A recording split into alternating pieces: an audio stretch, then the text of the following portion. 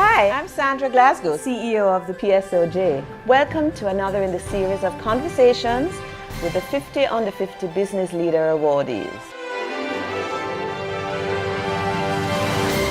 I say to people all the time that service can be measured, and we can get some analytics around it to inform how we operate, what we're doing, whether or not we're doing the right thing. We firmly believe that for the country to develop, we have to look at your education system and how the technology can really play a significant part in improving the level of education. I work a lot with youngsters in terms of teaching entrepreneurship, and because I am a filmmaker, I definitely do expose them to that opportunity, and they're like, "But Miss, I can't do that." And I said, well, listen, you're good at art, you could be a graphic designer, you could be art department. So it's about exposing them to the opportunity and possibly even getting it on the curriculum. One of the reasons why we do so well in track and field is that we get young people passionate about it very early.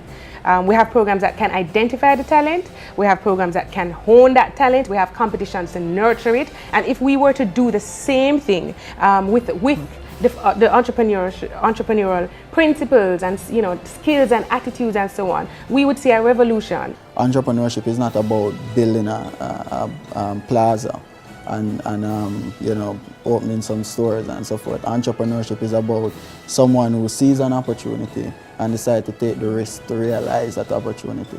I'd say Jamaica is such a great country. I mean, when you look at the performance in track and field and reggae, I think going forward now, we just need to look at our economic development, which has been very mediocre for the last 50 years. So we just need to look forward, try to remove the bureaucracy and get Jamaica growing. We need a government that's going to pull this country together.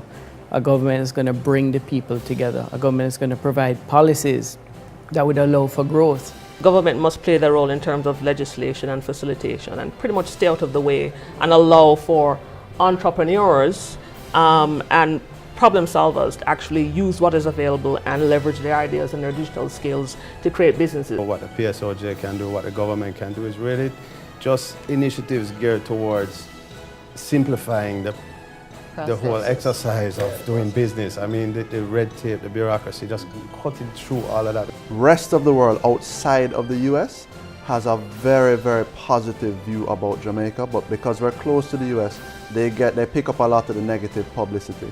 So we have to do a better job in terms of how we position ourselves and the stories that we tell the rest of the world. Brand Jamaica, I think, has come a long way, especially from when we see these Jamaicans competing on the world stage. All of a sudden people are saying, but Jamaica does have world-class performance or can excel on a world stage. So they can translate that now to the products that we're producing. While we have a great reputation for a wide variety of things and we're excellent in a number of areas, we're not necessarily taken seriously as far as big commerce and innovation and enterprise is concerned. It is trying times, but we have an opportunity, and the Jamaican culture is so strong that we just have to build on that in creative ways.